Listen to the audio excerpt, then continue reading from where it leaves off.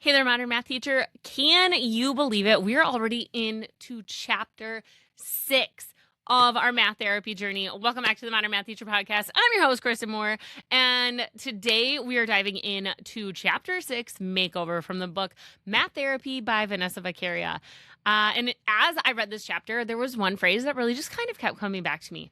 Rewrite the story, rewire the brain. Ooh, isn't that so good, you guys? So that's what this chapter, I feel like, really was about, right? Students don't just need better grades. They don't just need more practice. They don't just need any of that. They need opportunities to see themselves differently. And that starts by changing the stories they tell themselves about mathematics. Now, a math makeover really isn't just about the math. In this chapter, Vanessa talks a lot about math identity, and she describes it as how you see yourself in the math world. Now, think about that for a second. It's not your ability, it's not your grades, it's not your test scores. It's how you see yourself. And I think that's really powerful because our identities influence everything. It influences whether we ask questions, whether we're going to persevere, whether we even believe we belong in this math classroom. And that's why Makeover is such an appropriate name for this chapter. The makeover isn't happening to the mathematics. It's happening to our identity. Now, reading this chapter challenged me to think about my own math story. And at first, I almost didn't want to share it because I was worried I would sound kind of arrogant, kind of like a bee, right? Honestly, math for most of my life seemed to come pretty naturally to me. But as I reflected, that really isn't actually the story. The real story is that I loved solving problems. I loved puzzles. I loved challenges. And math really just gave me a place where those parts of me could flourish, right? In 6th grade, I used to test out of entire chapters and units. Shout out to Mr. Kavasi, who didn't just give me busy work after I finished early. He let me explore mathematics in what ways we'd probably call like a genius hour today, right? Then came 7th grade with Mr. Simon, and I can still picture him blasting music on his boombox. Beautiful day. He's got windows. I didn't have windows in my classroom for the last couple of years. We're not going to talk about that. And listening to Eve 6, okay? I can still remember everyone chanting then, sine, cosine, cosine, sine, 3.14159 during the student versus staff basketball game. Math wasn't just a subject for me. It was joyful. It was such a good and positive experience. And in 8th grade, you guys, your girl became a mathlete. Just like Katie Heron, I was a mathlete, and I even got to compete in a math tournament at Comerica Park, which was brand new, home of the Detroit Tigers, okay? Those experiences, they weren't just teaching me mathematics, right? They were shaping my identity. They were telling me that I belonged here. Okay. And then, if you remember, came honors geometry. You heard me mention that story before. One project, one bullshit grade, one teacher, and suddenly the story changed, right? I dropped the entire honor sequence, not because I stopped loving mathematics, but because my confidence had taken such a hit. And looking back now, I realized something. That wasn't a math problem. That was an identity problem. I was having an identity crisis over it, okay? Here's the part I don't think I ever actually fully connected until reading this chapter, okay? In Algebra 2, I found myself constantly helping my classmates who were struggling.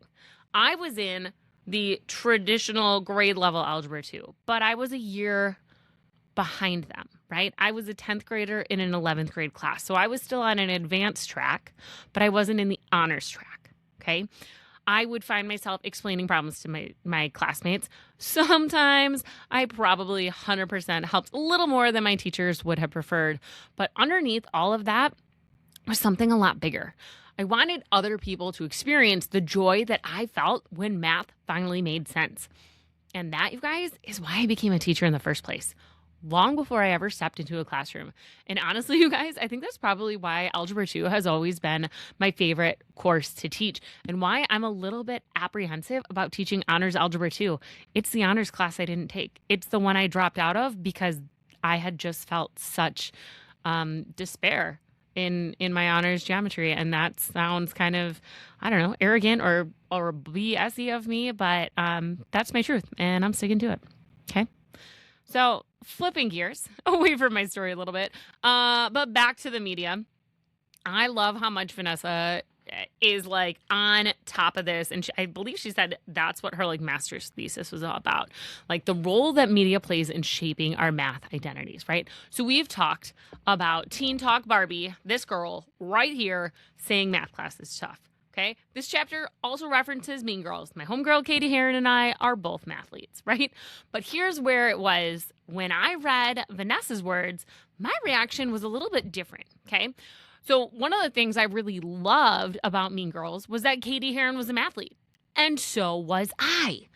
But looking back now, I realized the movie wasn't really about mathematics. It was about your identity, right? It was about how easy it is during adolescence to let peers shape who we think we are before eventually finding our way back to ourselves. And I think that's true for so many of our students too.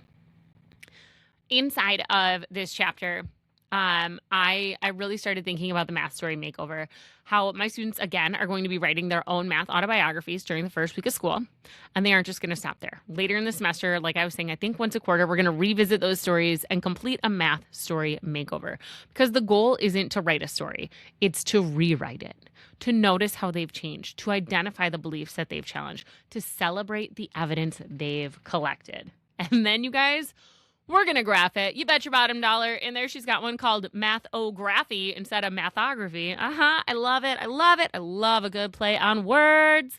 So students are literally going to graph the highs and lows of the relationship with mathematics, okay? What I love even more is that later in the year, when we're learning about graphing and we're talking about slope, trends, and line of best fit, we're going to come back and revisit these graphs, right? We're going to ask questions like, where was there the greatest positive slope? What event changed your trajectory? Where did your graph kind of level off? If you extended your graph into next year, what would you hope it would look like? We're not just talking about random data. We're graphing data from students' own lives. That's their evidence. That's the exact kind of mathematics I want my students to be experiencing. It's real, it's relevant, it's rigorous, and it's deepening their relationship with themselves, with each other, with me, and with math. So we're going to rewrite the story and rewire the brain. You know, the more I think about this chapter, the more convinced I am that rewriting our math stories is like rewiring our brains. Every positive experience, every moment of productive struggle, every success, every reflection, every encouraging piece of feedback, every time we do a favorite mistake, every time they write in their math journal, they're all helping students strengthen a new, different, more positive story, one built on evidence instead of fear. Okay. Now, I'd love for you to spend a few minutes reflecting this week. What is your math story? Who are the teachers that shaped your mathematical identity? And what experiences made you the teacher that you are today? If your students had to write their own autobiographies today, how do you hope those stories would look different by the end of the school year? Then head on over to the Facebook group and share one moment from your math story that shaped the teacher you have become. I'd love to hear those stories because I think understanding our own journeys helps us to better understand the journeys our students are on. And if you are just joining the summer book study, friend, it's not too late. I know we're at chapter 6, but it's still not too late. Grab the physical book or the audiobook using the links in the show notes. Read along with us. You can always go back and replay any and all of these episodes whenever you want, okay? Next week or next episode, I don't know. Guys, I don't remember if this is a Tuesday or Thursday episode. It just is. It's a thing. Anyways, next episode, we're going to be continuing our journey through math therapy as we wrap up another powerful section of the book. Until then, you guys, keep rewriting your stories, keep building relationships, and remember that math is so much more than just solving for X. Until next time, you guys, keep it real.